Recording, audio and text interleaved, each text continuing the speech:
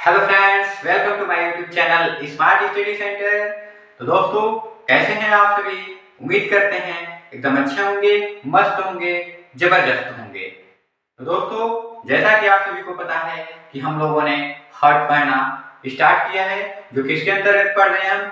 New chapter हमने start किया है कार्डियोवैस्कुलर सिस्टम।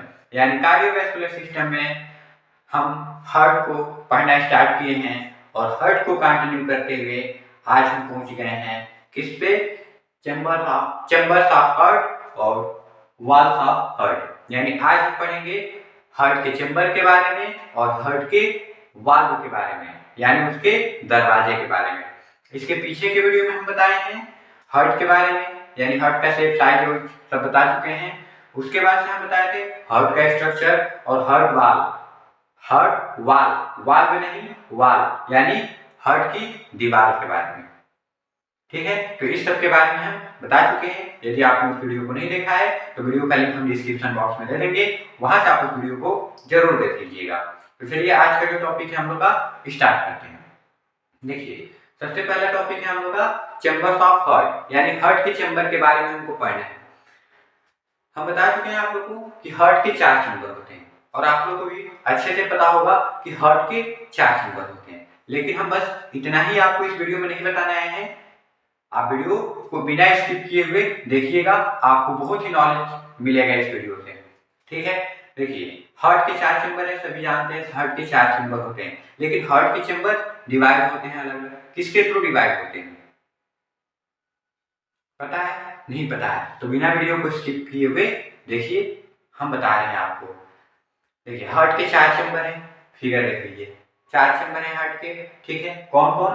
1 2 3 4, 4 चैम्बर हो गए। कौन कौन से चैम्बर होते हैं? एट्रियम, वेंट्रिकल, यही 2 चैम्बर होता है। एट्रियम होता है, वेंट्रिकल होता है। तो ये तो 2 ही हुआ, एक एट्रियम एक वेंट्रिकल, 2 ही हुआ। 4 कहाँ से हुआ? देखिए, एट्रियम 2 होता है, एट्रियम 2 होता है। एक राइट एट्रियम होता है, एक लेफ्ट एट्रियम होता है। ठीक है, वेंट्रिकल भी 2 होता है, एक राइट वेंट्रिकल होता है, एक लेफ्ट वेंट्रिकल होता है। जैसे ये हम लोग का ऊपर वाला जो होता है पोर्शन, यानी ये वाला, ये एट्रियम होता है। नीचे का जो होता है वो वेंट्रिकल होता है। यानी ये क्या है? राइट एट्रियम है। ठीक है, और ये क्या है? लेफ्ट एट्रियम है। क्या है? लेफ्ट एट्रियम है। राइट एट्रियम है, लेफ्ट एट्रियम है, 2 हो गए। ये 2 वेंट्रिकल होते हैं, एक राइट वेंट्रिकल और एक लेफ्ट वेंट्रिकल। तो इस प्रकार से हम लोग के टोटल 4 चैम्बर हो गए। ठीक है, ये जो 4 चैम्बर हैं अलग अलग होते हैं, एक दूसरे से जुड़े नहीं होते हैं। अब इनको अलग करने का काम कौन करता है? इनका बंटवारा करने का काम कौन करता है? तो उसका नाम है सेप्टा। उसे हम क्या कहते हैं? सेप्टा, जो इसको डिवाइड करने का काम करता है, अलग करने का काम करता है, इनका बंटवारा करने का काम करता है। उसे हम क्या बोलते हैं? सेप्टा। लिखे होंगे यहाँ पे हम। हाँ, देखिए, चैम्बर डिवाइड बाय 3 सेप्टा, यानी जो चैम्बर होते हैं वो 3 सेप्टा द्वारा डिवाइड होते हैं। कौन कौन से? एक सेप्टा का नाम है इंटरएट्रियल सेप्टम। क्या नाम है? Interatrial septum. दूसरा क्या है? Interventricular septum. और तीसरा क्या है? Atrioventricular septum. ठीक है, ये 3 चैम्बर हैं। पहला है हम लोग का इंटरएट्रियल सेप्टम। अब ये कहाँ पाया जाएगा? Interatrial septum. बिल्कुल भी आपको रटने की जरूरत नहीं है, बस शब्द से पकड़िए। इंटर एट्रियल, इंटर मीन्स बीच में, इंटर मीन्स बीच में, एट्रियल मीन्स एट्रिया। यानी एट्रिया के बीच में जो सेप्टम पाया जा रहा है उसे हम क्या कहते हैं? Inter atrial septum. यानी 2 एट्रिया है, दोनों के बीच का सेप्टा क्या है? Inter atrial septa. देखिए, एक ये एट्रियम है और एक ये एट्रियम है, इस दोनों के बीच में एक दीवार है। ठीक है, ये किससे बनी है? मायोकार्डियम की लेयर है। ठीक है, तो इस लेयर को हम क्या बोलते हैं? Inter atrial septa. यानी ये क्या है? इंटर एट्रियल सेप्टा है। क्या है? इंटर एट्रियल सेप्टा है, जो एट्रियम को अलग कर रहा है, डिवाइड कर रहा है।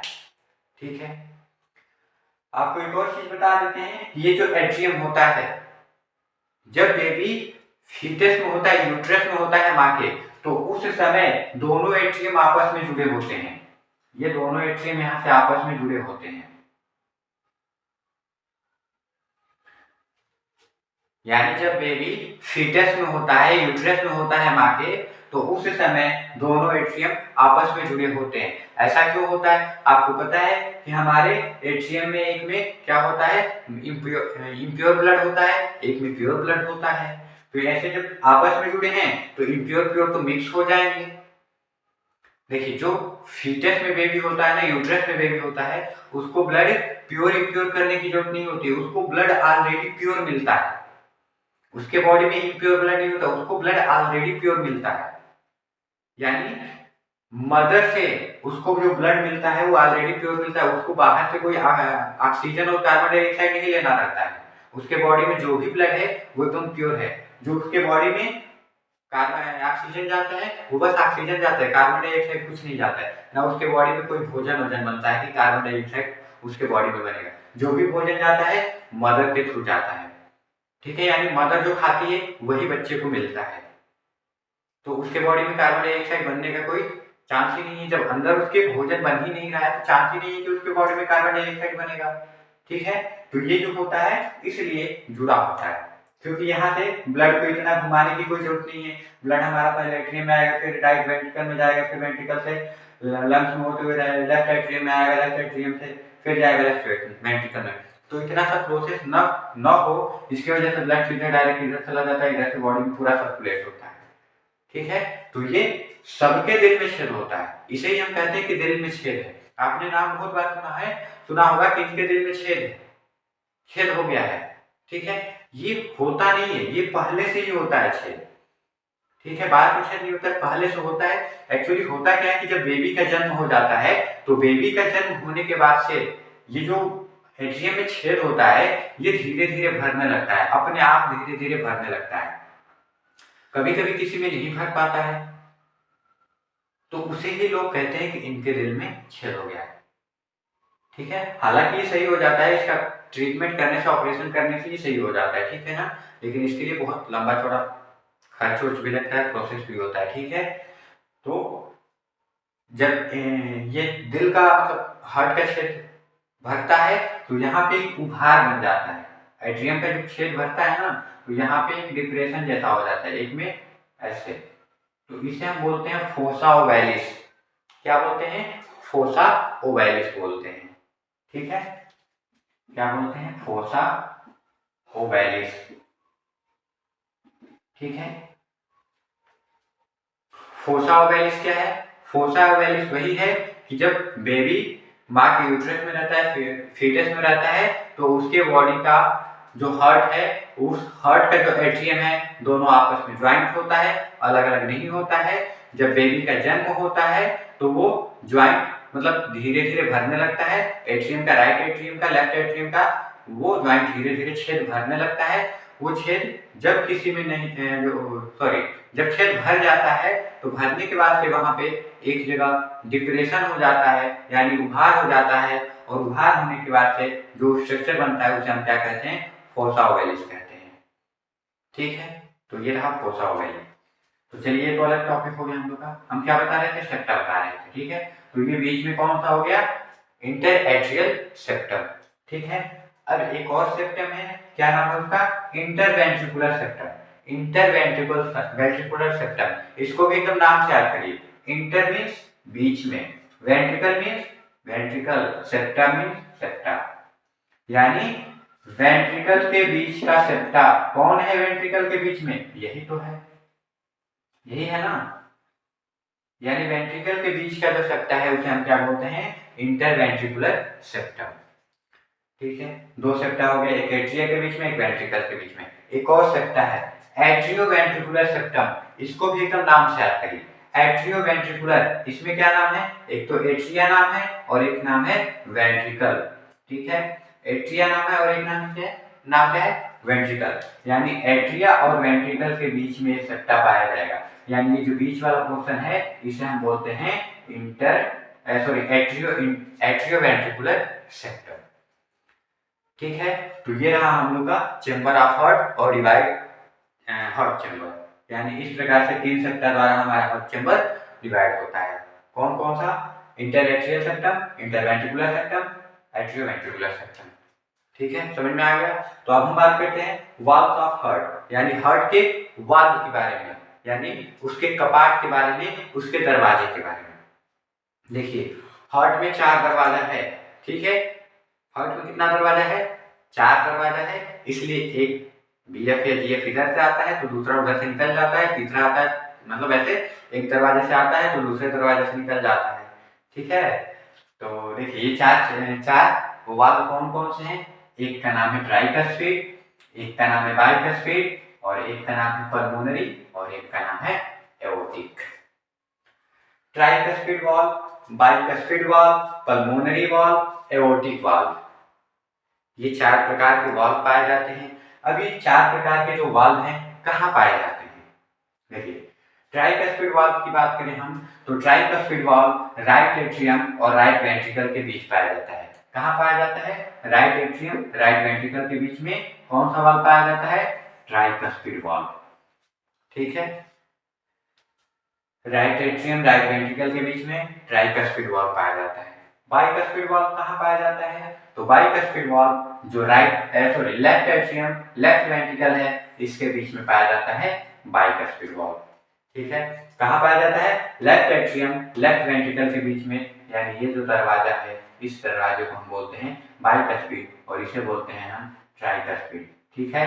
तो बाइकस्पिड कहाँ पाया गया? लेफ्ट एट्रियम और लेफ्ट वेंट्रिकल के बीच में। और तीसरा दरवाजा है हम लोग का पल्मोनरी वाल्व। पल्मोनरी वाल्व कहाँ होता है?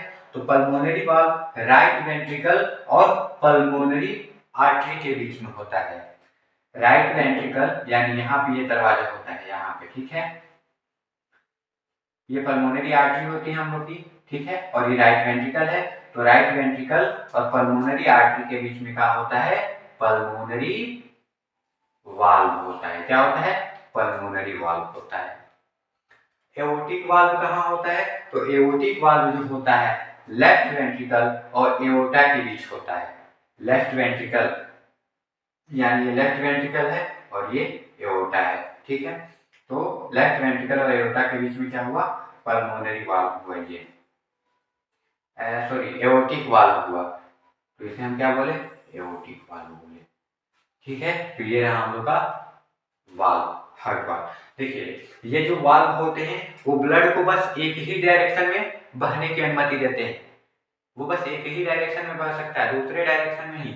यदि मान लीजिए हमारा ब्लड ऊपर से नीचे की तरफ आ रहा है, यानी राइट एट्रियम से राइट वेंट्रिकल में जा रहा है, तो उसको बस अनुमति वो देगा कि तुम राइट वेंट्रिकल में ही जाओ, और तुम फिर राइट वेंट्रिकल से राइट एट्रियम में नहीं जा सकते। यानी कदम आगे बढ़ा सकते हो लेकिन पीछे नहीं ला सकते हो। पीछे लाओगे तो खतरा हो जाएगा, ठीक है।